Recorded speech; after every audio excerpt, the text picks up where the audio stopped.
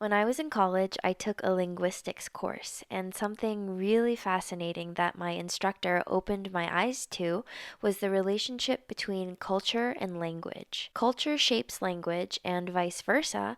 Language reflects culture and even history. For example, I recently visited the Ayala Museum in Makati, Philippines, and there they noted that in a 16th century Tagalog dictionary, historians found many complex terms for jewelry making. Really detailed Tagalog terms for metalwork techniques were found in this dictionary, and so this kind of helped historians understand this relationship that Filipinos had with jewelry making during pre colonial times. Gold jewelry was kind of a big deal in Filipino culture back in the day, and we know that now not only through the artifacts that were found, but also through the language. Something else reflected in Filipino language and dialects, at least in my opinion, is the sense of familial closeness and respect. For example, almost everyone you know is referred to as tito or tita, or uncle and aunt, even if you're not actually related.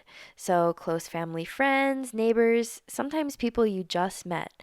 They are now your uncles and aunties. Older brothers or older brother like figures are called kuya, and older sisters or sister like figures are called ate. So, when I'm in the Philippines, among my cousins, I'm not just Mika, but I'm Ate Mika.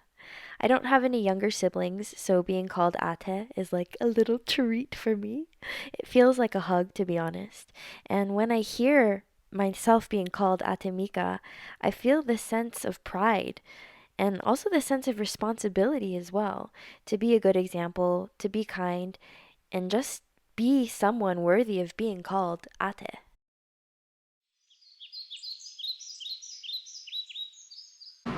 Hello! So, this is our first night here in Manila. We arrived earlier this afternoon, and it feels so good to be home. So far, all we've done today is eat, and some of my family came over, and just being in the city and being around my loved ones and consuming the food that hits home and just breathing this air. Even though it has like a slight tinge of pollution and like humidity, it smells like home. It's just perfect. So this is my view from my Lola's apartment. Check it out. Absolutely gorgeous.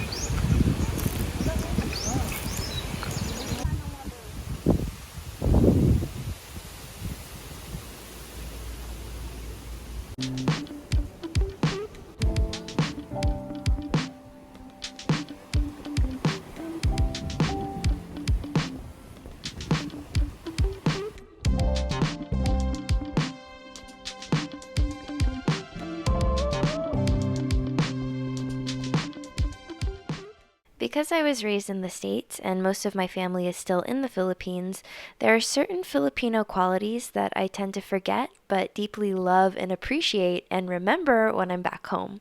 So let's start with the food. Beyond the traditional Filipino flavors and textures that I love so much, there's something about being around people who use just a spoon and fork without a knife in sight to eat that makes me feel warm and fuzzy inside. I'm also so thankful for the ungodly piles of rice that always end up constipating me every single time I'm back in the Philippines. This is called a tabo. I also love the fact that people are always singing and I can always hear singing around me. There's a lot of comfort in knowing that I can always guarantee that someone somewhere within a 10-foot radius of me is singing. Sing it, go, go, go! Bye bye! And I always love seeing people's colorful laundry line up the outside of their homes as they use the heat to dry up their things.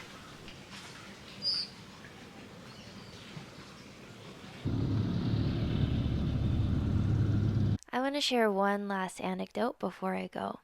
So, if you haven't been to the Ayala Museum before, there's a whole floor dedicated to laying out Filipino history. And to be honest, after going through this section, I felt really sad. I guess until recently, I never fully understood the magnitude of what the Philippines as a country has been through in order for it to be what it is today. So basically, this section of the museum is just full of dioramas in a timeline format of the Philippines' history. And so as I was going through this timeline, it started becoming very apparent to me how much suffering this country has been through. It seemed like each section, each diorama, each part was just describing some sort of war, pillaging, conquering, or act of colonization upon the Filipino people. So naturally, I was definitely in my feels as I was absorbing all of this information. And to be honest, I was a little overwhelmed too. Like, damn, I definitely have a ton of ancestral work to do.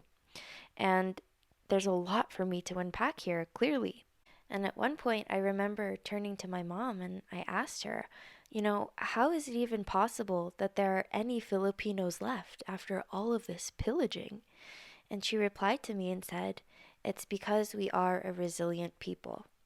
So after letting that soak in, I felt some of the pressure that I put on myself about needing to do ancestral work lift because I was reminded that my ancestors didn't just pass down trauma and pain from their challenging experiences, but they also pass down wisdom and strength.